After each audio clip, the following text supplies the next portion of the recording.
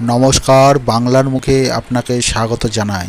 আমাদের খবর ভালো লাগলে অবশ্যই লাইক এবং সাবস্ক্রাইব করবেন আমাদের এই চ্যানেলটিকে। মালদাতে আরজিকর আবহের মধ্যেই পদত্যাগ করেছিলেন ইন্ডিয়ান মেডিকেল অ্যাসোসিয়েশনের মালদা শাখার সহসভাপতি ডক্টর তপন হালদার। কিন্তু এবারে মালদা শাখার সভাপতি পদ থেকে অপসারিত করা হলো ডক্টর তাপস চক্রবর্তীকে। আরজিকরের ঘটনার পরের দিন সেখানে চিকিৎসক সুশান্ত রায়, অভিক দে এবং সুনিতা পালের সঙ্গে দেখা যায় মালদাহের চিকিৎসক তাপস চক্রবর্তীকে, যিনি একই সঙ্গে ওয়েস্ট বেঙ্গল মেডিকেল কাউন্সিলের সদস্য। যদিও নিজের অপসারণকে অসাংবিধানিক বলে দাবি করেছেন তাপস চক্রবর্তী, তার পাল্টা দাবি, ঘটনার দিন চিকিৎসক কাউন্সিলের বৈঠক চলার সময় চিকিৎসক ধর্ষণ ও খুনের ঘটনার খবর এসে পৌঁছায়। এরপর ওয়েস্ট বেঙ্গল মেডিকেল কাউন্সিলের সভার সিদ্ধান্ত অনুসারে প্রতিনিধি হিসাবে তিনি আরজি করে গিয়েছিলেন। তাপসবাবুকে সরিয়ে দিয়ে এদিন আইএমএ মালদা শাখার অন্তর্বর্তী সভাপতি করা হয় ডক্টর সায়ন্তন গুপ্তকে। যদিও আইএমএ মালদা শাখার মুখপাত্র ডক্টর হিমাচল দাস এদিন বলেন, তাপসবাবু দীর্ঘদিনের চিকিৎসক নেতা। আরজি করের ঘটনা তার উপস্থিতি নিয়ে নানা মহলে প্রশ্ন উঠেছে। ক্লিনচিট না পাওয়া পর্যন্ত তাকে অব্যাহতি দেওয়া হয়েছে।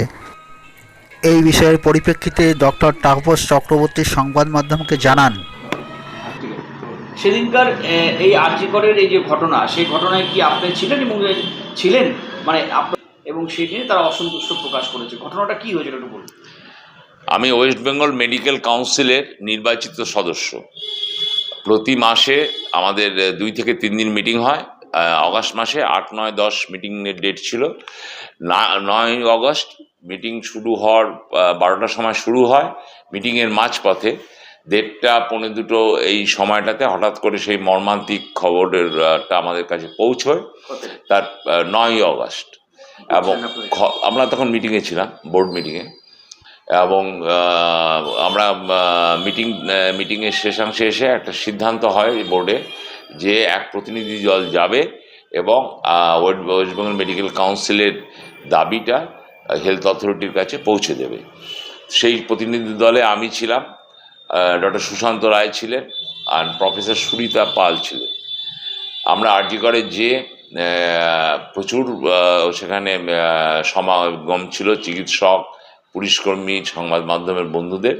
তো তার মধ্যে থেকে আমরা গেলাম এবং যিনি দায়িত্বে ছিলেন সেই সময় আমার পুলিশ আধিকারিক, তার কাছ থেকে প্রপার পারমিশন নিয়ে তিনি আমাদের একজন পুলিশ কর্মীকে বললেন যে ওরা আমাদের গাইড করে নিয়ে যাওয়ার জন্য। আমাদের উনি নিয়ে গেলেন, যে ঘরে নিয়ে গেলেন সেখানে দেখলাম যে আমাদের ডিএমই স্যার, মানে সেই সেমিনার রুমে, সেই সেমিনার রুমে যে গেলাম এবং যে দেখলাম যে এক কোণে দাঁড়িয়ে আছেন আমাদের ডিএমই স্যার, আমাদের প্রিন্সিপাল হেলথ সেক্রেটারি স্যার এবং আমাদের মাননীয় পুলিশ কমিশনার সাহেব কলকাতা।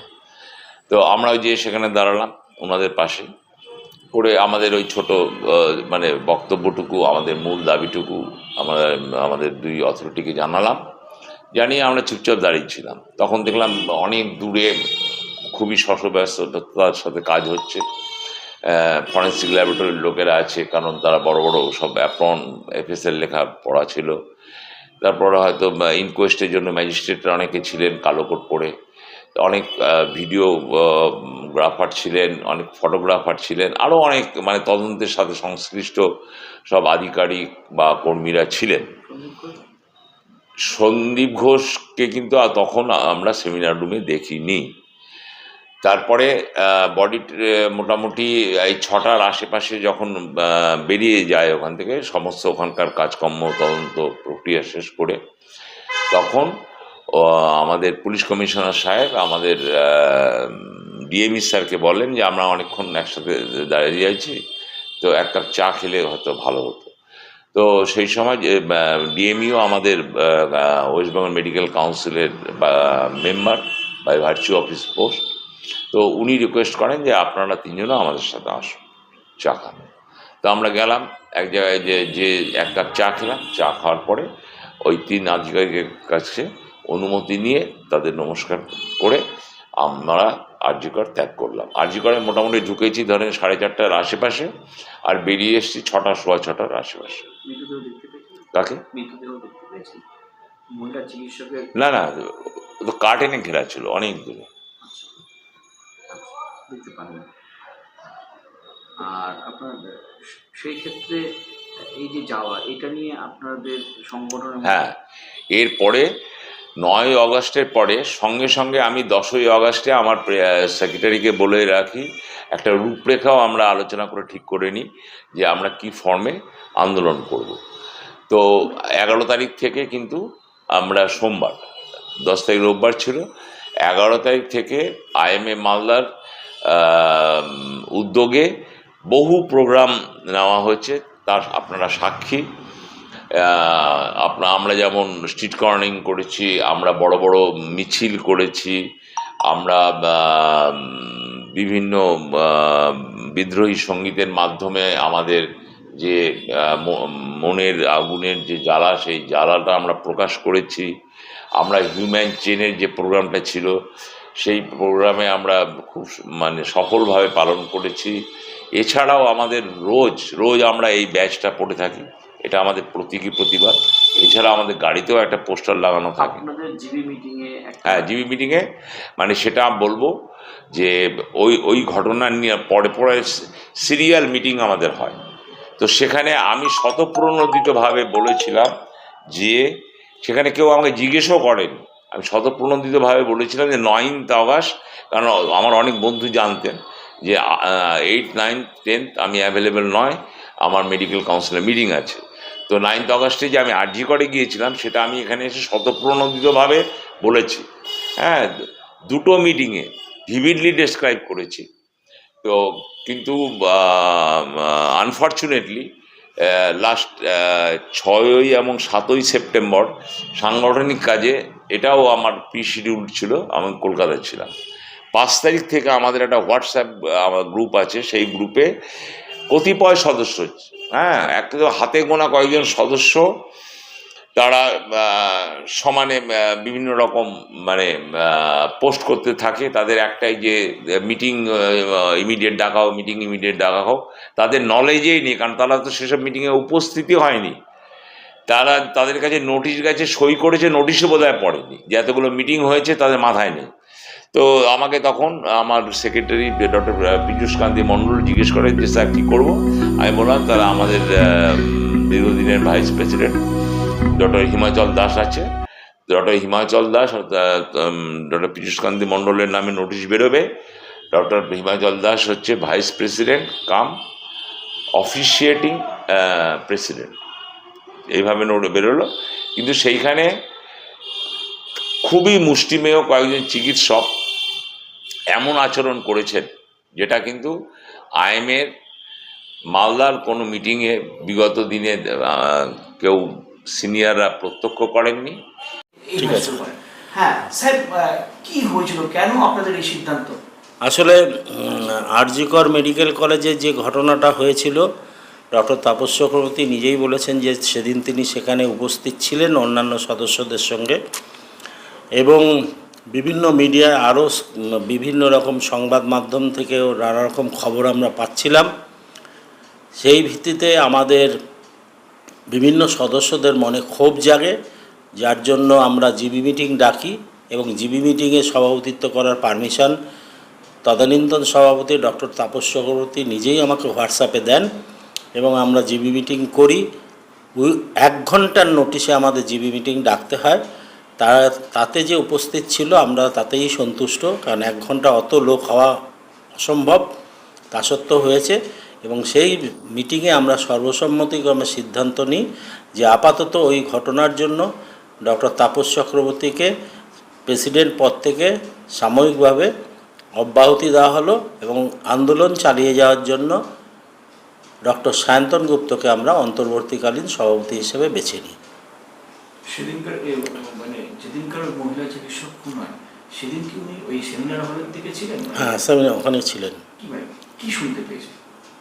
কি শুনতে পেয়েছি অভিযোগটা কি পেয়েছে, যেটা জানতে পেরেছেন সেটা কি, উনি কোথায় ছিলেন? না, উনি বলেছেন যে আমি ডক্টর সুশান্ত রায়, ডক্টর সুইতা পাল, আরও যারা ছিল অভিজ্ঞ বিরূপাক্ষ বিশ্বাস, ওদের সঙ্গে উনি ডক্টর তাপস চক্রবর্তী সুইতা পালের গাড়ি করে ওখানে গিয়েছিলেন।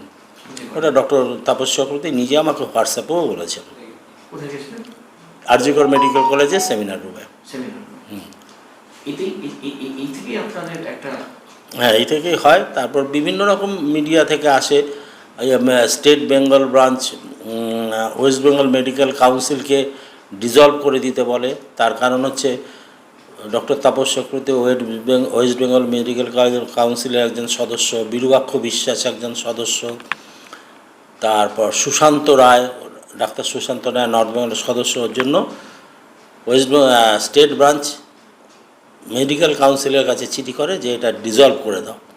তাতে আমাদের সন্দেহটা তো আরও উদ্রেক বেড়ে যায় যে ডিজলভ করে কেন দিতে বলছে, ওনারা কি দোষী ছিলেন, সেই নিয়ে একটা ক্ষোভ হয়।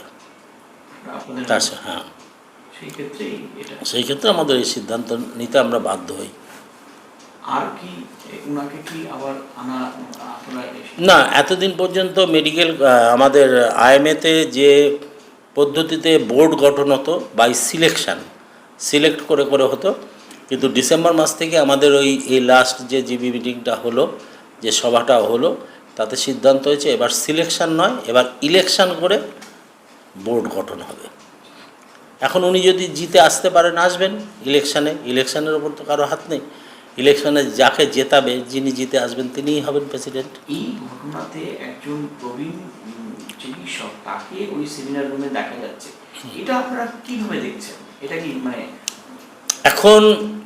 এখন দেখুন, এখন যেহেতু উনি একজন ওয়েস্ট বেঙ্গল মেডিকেল কাউন্সিলের সদস্য, আর যিনি নিহত হয়েছেন তিনিও আমাদের আইএমএর মেম্বার ছিলেন, এবং যেহেতু তার registration number West Bengal medical কাউন্সিলে আছে, সুতরাং সেই হিসেবে ওনারা যেতে পারেন, সেই হিসেবে ওনারা গেছেন। কিন্তু গিয়ে কি কথোপকথন হয়েছে সেটা আমাদের জানা নেই, সেটা আমাদের জানা নেই। হ্যাঁ, সেমিনার রুমে ছিল, ওনারা যেতে পারেন না। এখন পুলিশের কথা অনুযায়ী ওনারা যে কর্ডন তার বাইরে ছিলেন। এখন ওয়েস্ট বেঙ্গল মেডিকেল কাউন্সিলের সদস্য হিসেবে ওনারা ওখানে উপস্থিত থাকতে পারেন, কিন্তু কী কথোপকথন হয়েছিল, সেমিনার রুমে না ঢুকে ওরা অন্য কোথাও পরামর্শ করতে পারতেন, এগুলো আমাদের প্রশ্ন ছিল।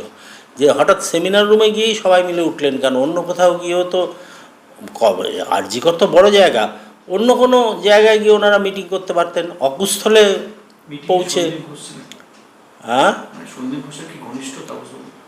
তা বলতে পারবো না, সেটা আমার জানা নেই। হ্যাঁ, যে ওখানে যে দলটা উপস্থিত হয় ওয়েস্ট বেঙ্গল মেডিকেল কাউন্সিলে, সেই কাউন্সিলের সদস্যগণের মধ্যে উনি ছিলেন, এবং এটা ডক্টর চক্রবর্তী নিজে স্বীকার করেছেন।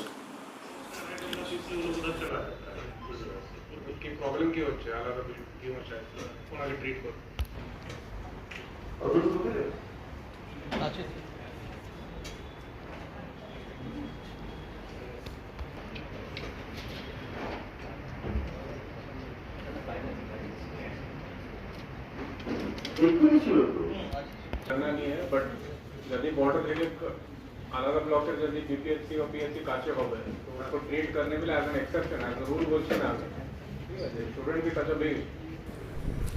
বুধবার স্বাস্থ্যকর্মীদের নিয়ে জেলা প্রশাসনিক ভবনে বৈঠক করলেন জেলাশাসক নিতিন সিংঘানিয়া। এই বৈঠকে স্বাস্থ্য ব্যবস্থার উন্নতি ও গাফিলতির বিষয়ে আলোচনা করা হয়, এবং বিভিন্ন ব্লক থেকে এই বৈঠকে আশাকর্মীরা উপস্থিত ছিলেন। এছাড়াও উপস্থিত ছিলেন জেলা আধিকারিক ও ব্লকের স্বাস্থ্য আধিকারিকেরা। PPP lab is not entitled to test NS1 সেই ইনফ্রাস্ট্রাকচার নেই, কেউ যদি করে তার লাইসেন্স নেই, এটা আমি ক্লিয়ারলি বলছি। আমি PPP ল্যাবের সঙ্গে কথা বলেছি, তারা করবে না। তারপর 3 দিন ধরে তার কোনো রুটিন নেই। এটা দিনে দুবার আমার বিপি পালস 3বার করে দেখার কথা। তার জন্য টপশিট দেওয়া আছে প্রত্যেকটা ব্লককে, প্রত্যেকটা ডিএসটিতে কত ইউরিন করেছে, the amount you have to write। এটা কিন্তু এখনো একটা ক্যাজুয়ালিটি হয়নি বলে কিন্তু আমরা পার পেয়ে যাচ্ছি। একটা ক্যাজুয়ালিটি হলে কিন্তু এই প্রত্যেকটা ডকুমেন্ট কিন্তু স্টেটে ইমিডিয়েটলি চলে যাবে, এবং সেখান থেকে কারণ অটো অ্যানালাইজার ম্যাক্সিমাম ব্লকে এখন available. Old Malda, Kaliachak 1 state এই বছর আবার নতুন করে দিচ্ছে। আমার ডিমান্ড মেনে। কি নিয়ে মিটিং হলো? আজকে আমাদের district health and family welfare সমিতি তার মিটিং হয়েছে, যেখানে হেলথের যতগুলো সার্ভিসেস প্রোভাইড করা হয়, ইনফ্রাস্ট্রাকচার যেগুলো আছে হেলথের, সবগুলো রিভিউ করা হয়। তার সঙ্গে ম্যাটারনাল মর্টালিটি যে আছে সেটা রিভিউ করা হচ্ছে, যাতে কী করে কমানো যায়। আরও অ্যাওয়ারনেস আমাদের ডেঙ্গি, ম্যালেরিয়া বা অন্যান্য ভেক্টর বর্ন ডিজিজেস সেগুলো রিভিউ করা হয়েছে। কিছু অ্যাকশনস নেওয়া হয়েছে যাতে আমরা কামিং 2 মান্থস যে আছে আমাদের ক্ষেত্রে খুবই ইম্পর্ট্যান্ট আছে ডেঙ্গি এবং ম্যালেরিয়া প্রিভেনশনের জন্য। যা যা স্টেপস নেওয়া দরকার সেটা নিয়ে রিভিউ হয়েছে এবং অ্যাকশন পয়েন্ট তৈরি করা হয়েছে।